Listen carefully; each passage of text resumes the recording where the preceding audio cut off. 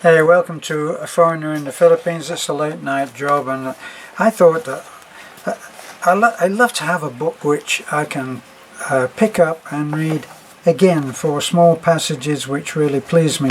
And one of the books that does this the most and the best for me is a little book called The Pastures of Heaven, which is a brilliant book by John Steinbeck, who, if you've heard me tell any of the other stories, you'll know that this is one of my favorite authors. And this is the book The Pastures of Heaven. And The Pastures of Heaven was this almost magical place in California that it may well have really existed. I'm really not sure. When you read the book, it really feels like it did. But it was about a small valley that was so beautiful that it was named The Pastures of Heaven. And the stories in the book are all interrelated about different characters in the book. And one of the stories that I used to read to my children was of Tolaricito. And Tolaricito was he was this unfinished boy who never quite grew up. His body grew, but his brain stopped growing, and he was a magical person, but made a lot of people uneasy. But anyway, I'll read this little bit. I'll cut out parts so that it doesn't get too long, but the important parts I will. It's a very touching, if sad, story. The origin of Tolaricito is cast in obscurity, while his discovery is a myth which the folks of the Pastures of Heaven refuse to believe, just as they refuse to believe in ghosts. Franklin Gomez had a hired man, a Mexican Indian named Pancho, and nothing else. Once every 3 months, Pancho took his savings and drove into Monterey to confess his sins, to do his penance, and be shriven, and to get drunk, in the order named. If he managed to stay out of jail, Pancho got into his buggy and went to sleep when the saloons closed. The horse pulled him home, arriving just before daylight, and in time for Pancho to have breakfast and go to work. Pancho was always asleep when he arrived. That's why he created so much interest on the ranch when one morning he drove into the corral at a gallop, not only awake but shouting at the top of his voice. Franklin Gomez put on his clothes and went out to interview his ranch hand. The story, when it stretched out of its tangle of incoherences, was this. Pancho had been driving home, very sober as always. Up near the Blake place he heard a baby crying in the sagebrush beside the road. He stopped the horse and went to investigate, for one does not often come upon babies like that. And sure enough, he found a tiny child lying in a clear place in the sage. It was about 3 months old, and by the size of it, Pancho thought. He picked it up and lighted a match to see what kind of a thing he had found. When, horror of horrors, the baby winked maliciously and said in a deep voice, "Look, I have very sharp teeth." Pancho did not look. He flung the thing from him, leapt into his buggy, and galloped home, beating the old horse with the butt end of the whip and howling like a dog. Franklin Gomez pulled his whiskers a good deal. Pancho's nature, he considers, was not hysterical, even under the influence of liquor. The fact that he had awakened at all rather proved that there must be something in the brush. In the end, Franklin Gomez had a horse saddled and rode out and brought in the baby. It did not speak again for nearly 3 years, nor, on inspection, did it have any teeth. But neither of these facts convinced Pancho that it did not make that first ferocious remark.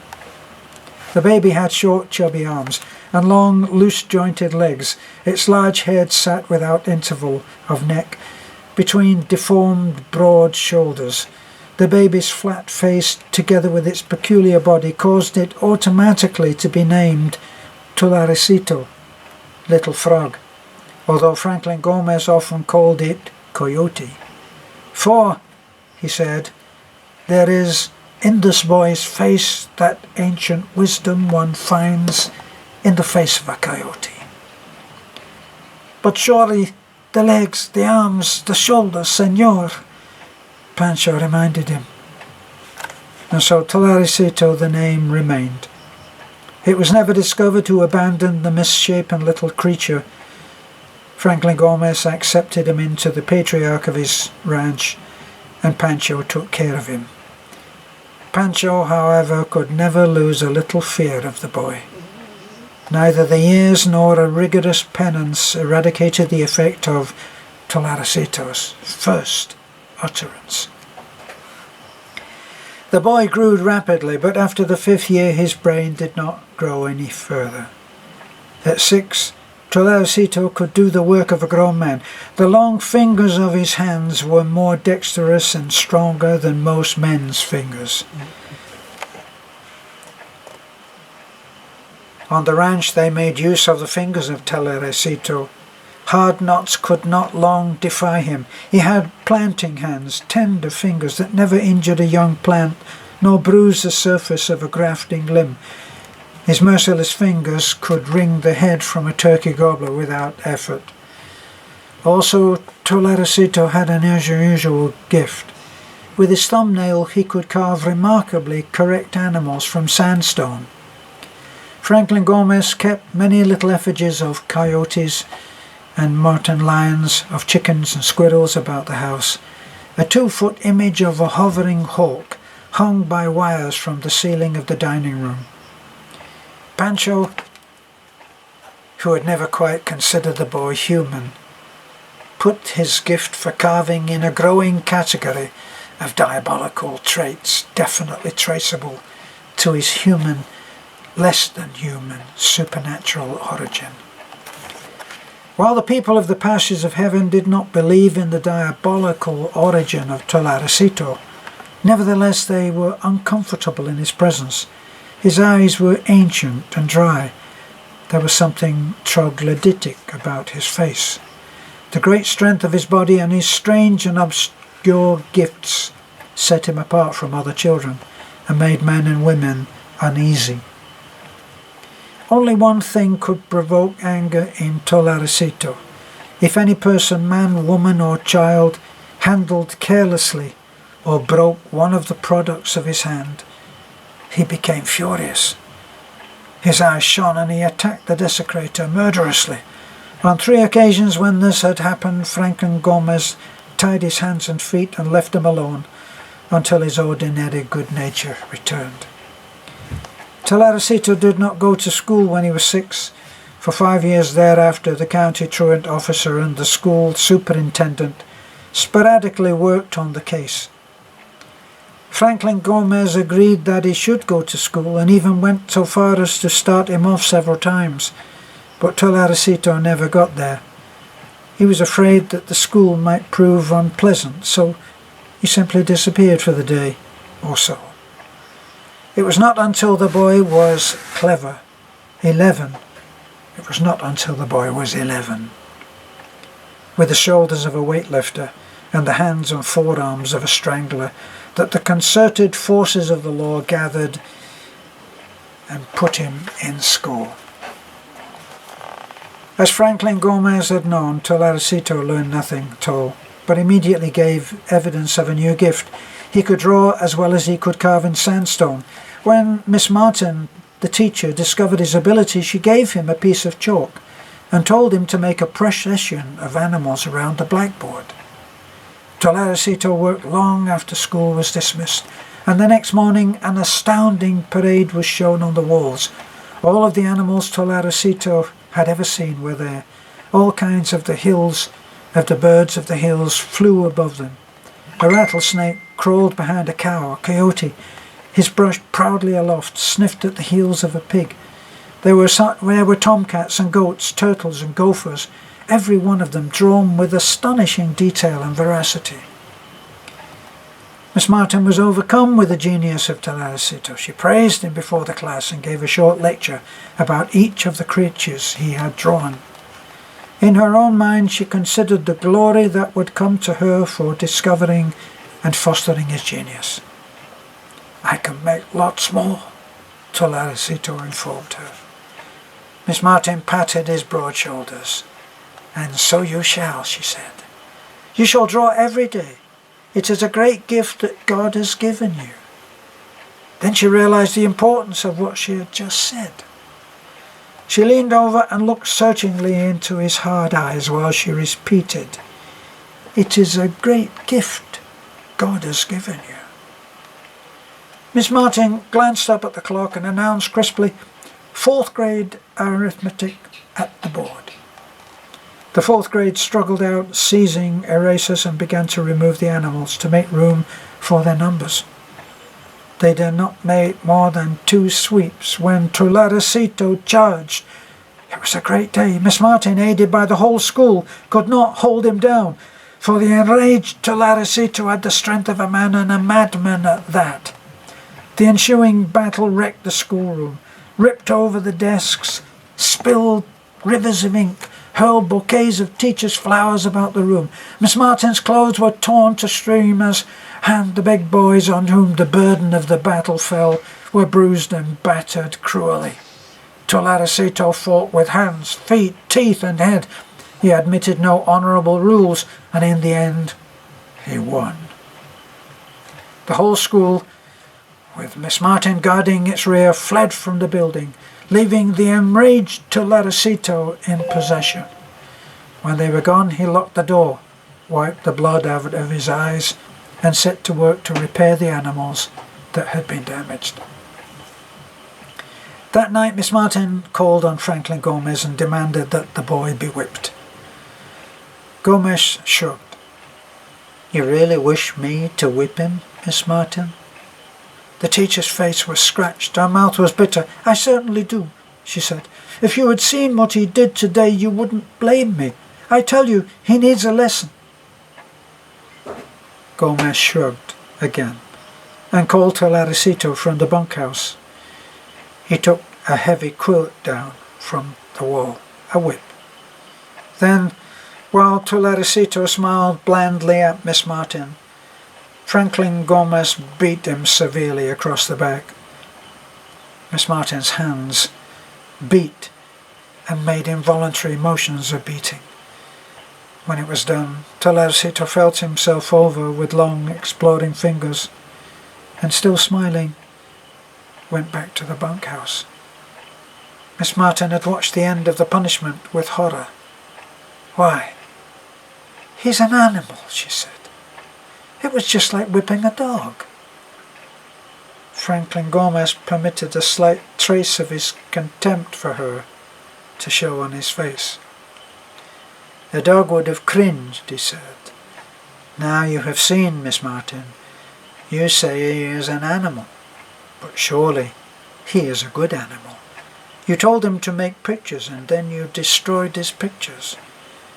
Telaricito did not like that." Miss Martin tried to break in, but he hurried on. "This little frog should not be going to school.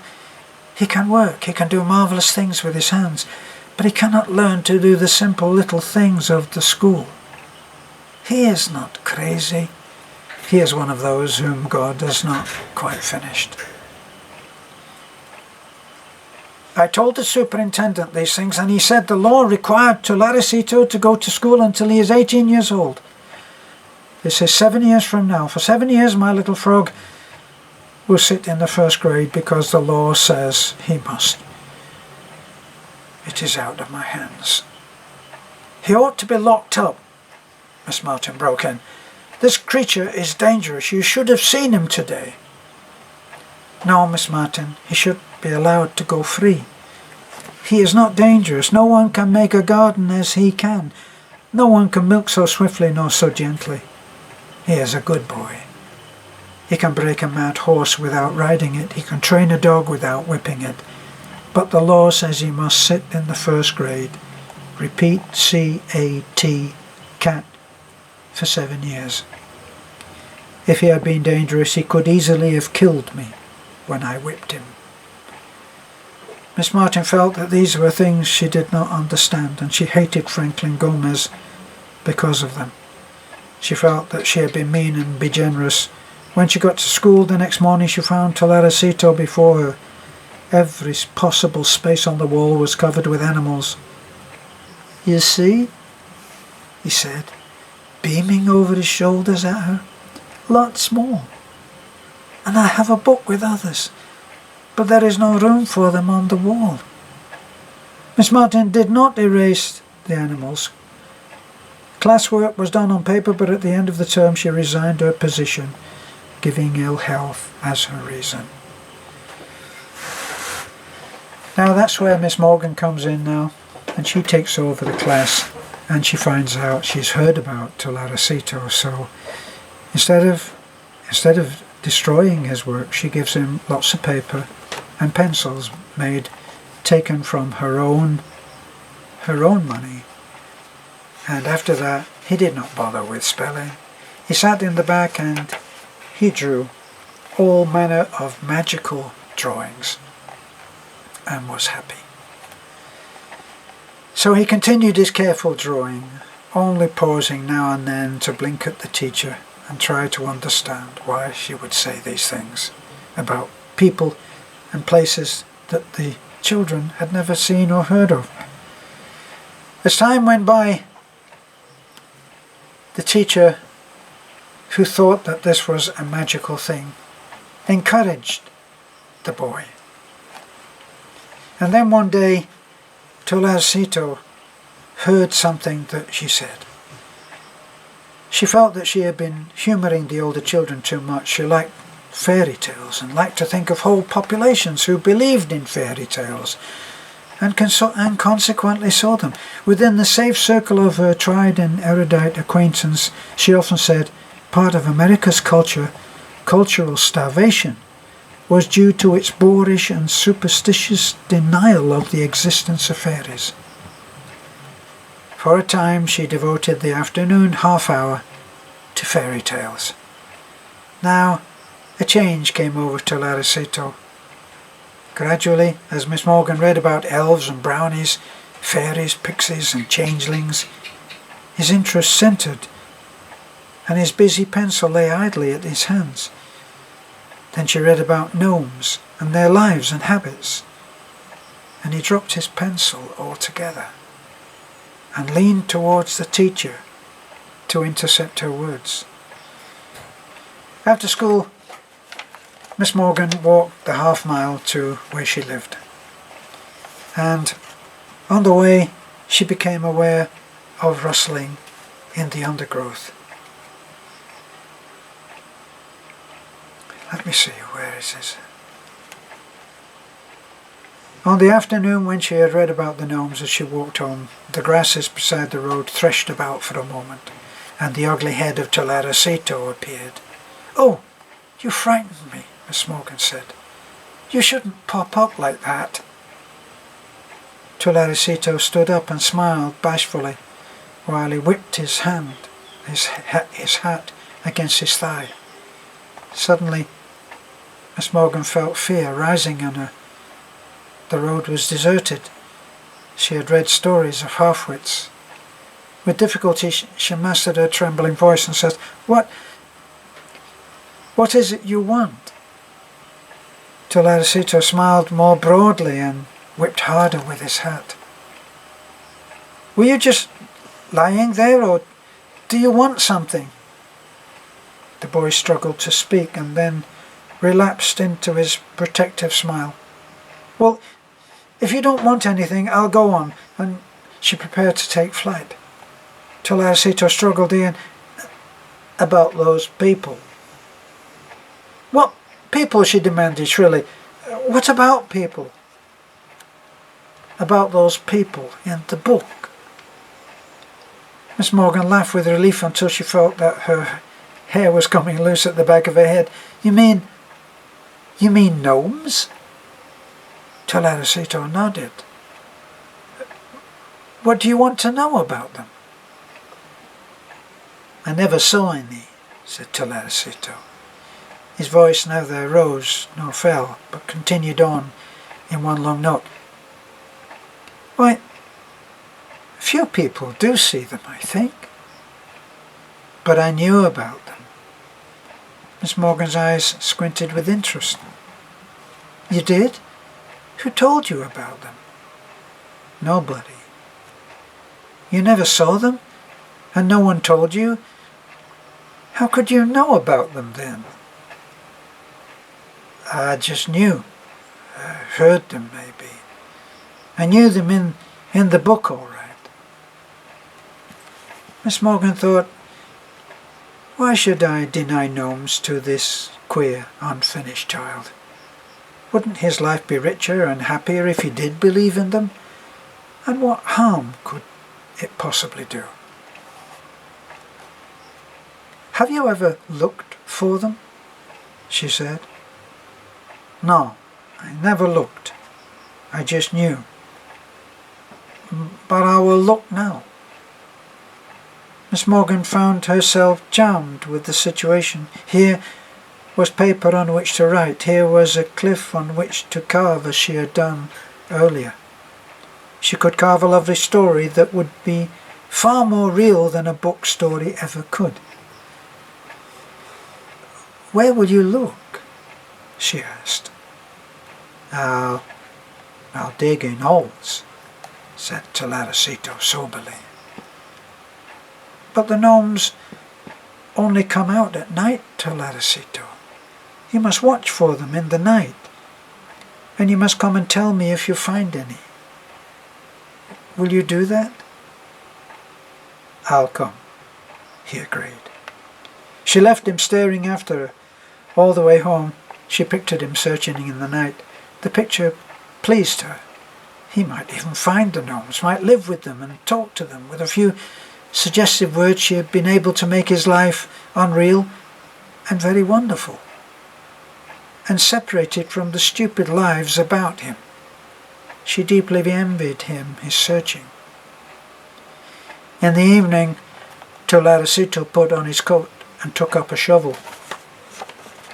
Old Pancho came upon him as he was leaving the tool shed. Where goest thou, little frog? He asked. Teledosito shifted his feet restlessly at the delay. I go out into the dark. Is that a new thing? But why takest thou the shovel? Is there gold, perhaps? The boy's face grew hard with the seriousness of his purpose. I go to dig for the little people who live in the earth.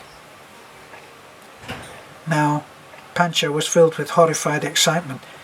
Do not go, little frog. Listen to your old friend, your father in God, and do not go. Out in the sage I found thee, and saved thee from the devils, thy relatives. Thou art a little brother of Jesus now. Go not back to thine own people. Listen to an old man, little frog. Teledosito stared hard at the ground and drilled his old thoughts with this new information. Thou hast said they are my people, he exclaimed. I am not like the others at the school or here, I know that. I have loneliness for my own people, who live deep in the cool earth. When I pass a squirrel hole, I wish to crawl into it and hide myself. My own people are like me, and they have called me. I must go home to them, Pancho. Pancho stepped back and held up crossed fingers. Go back to the devil, thy father, then. I am not good enough to fight this evil. It would take a saint, but see, at least I make the sign against thee, and against all thy race. He drew the cross of protection in the air in front of him. Teledosito smiled sadly and turning, trudged off into the hills. The heart of Tolaricito gushed with joy at his homecoming. All his life he had been an alien, a little outcast, and now he was going home. As always he heard the voices of the earth, the far-off clang of cowbells, the muttering of disturbed quail, the little whine of a coyote who would not sing this night, the nocturne of a million insects. But Tolaricito was listening for another sound, the movements of two-footed creatures and the hushed voices of the hidden people. Once he stopped and called, "My father, I've come home." And he heard no answer. Into squirrel holes he whispered, "Where are you, my people? It is only Tolaricito come home." But there was no reply. Worse, he had no feelings that the gnomes were near. He knew that a doe and a fawn were feeding near him. He knew a wildcat was stalking a rabbit behind a bush, although he could not see them. But from the gnomes he had no message. A sugar moon rose out of the hills. "Now the animals will come out to feed," Tolaricito said in the papery whisper of the half-witless. "Now the people will come out too." The brush stopped at the edge of a little valley and an orchard took its place. The trees were thick with leaves and the land finely cultivated.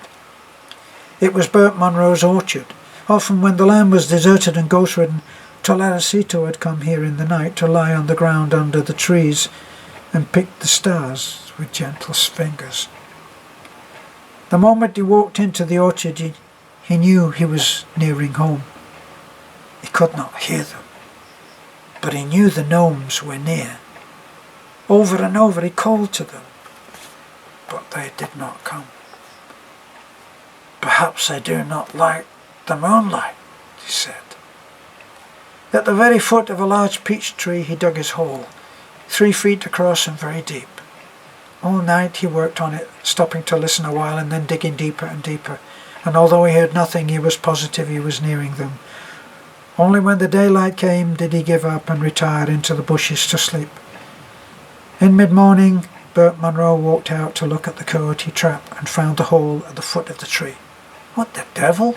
he said. "Some kids must have been digging the tunnel. That's dangerous. It'll carve in on them. Somebody will fall into it or get hurt." And he walked back to the house, got a shovel and filled up the hole. "Manny," he said to his youngest boy, "you haven't been digging in the orchard, have you?" Said Manny. "Well, do you know who has?" Said Manny. "Well, somebody dug a deep hole out there. It's dangerous. You tell the boys not to dig or they'll get carved in." The dark came and Tolaricito walked out to the brush to dig in his hole again. When he found it filled up, he growled savagely. But then his thoughts changed and he laughed. "The people were here," he said happily. "They didn't know who it was and they were frightened. They filled up the hole the way a gopher does. This time I'll hide, and when they come to fill the hole I'll tell them who I am, and then they will love me." Tolaricito dug out the hole and made it much deeper than before, because much of the earth was loose. Just before daylight, he retired into the brush at the edge of the orchard and lay down to watch. Bert Munro walked out before breakfast to look at his trap again. And again he found the open hole. "The little devils," he cried. "They're keeping it up, are they? I'll bet Manny is in this after all." He studied the hole for a moment and then began to push dirt into it with the side of his foot. A savage growl upon him spun him around. Tolaricito came charging down upon him, leaping like a frog on his long legs and swinging his shovel like a club. When Jimmy Munro came to call his father to breakfast, he found him lying on the pile of dirt. He was bleeding at the mouth and forehead. Shovelfuls of dirt came flying out of the pit. Jimmy thought someone has killed his father and was getting ready to bury him. He ran home in a frenzy of terror and by telephone summoned a band of neighbours. 6 men crept up on the pit. Tularacito struggled like a wounded lion and held his own until they struck him on the head with his own shovel. Then they tied him up and took him into the jail. In Salinas, a medical board examined the boy. When the doctors asked him questions, he smiled blandly at them and did not answer. Franklin Gomez told the board what he knew and asked the custody of him. "We really can't do that, Mr. Gomez," said the judge finally. "You say he's a good boy. Just yesterday, he tried to kill a man. You must see that we cannot let him go loose. Sooner or later, he will succeed in killing someone." After a short deliberation, he committed Tularacito to the asylum for the criminally insane at Napa. End of story. Thanks for listening in. I know I ended up reading the whole thing. What could I take out that wouldn't have taken away from the story? Thanks for watching. This is A Foreigner in the Philippines.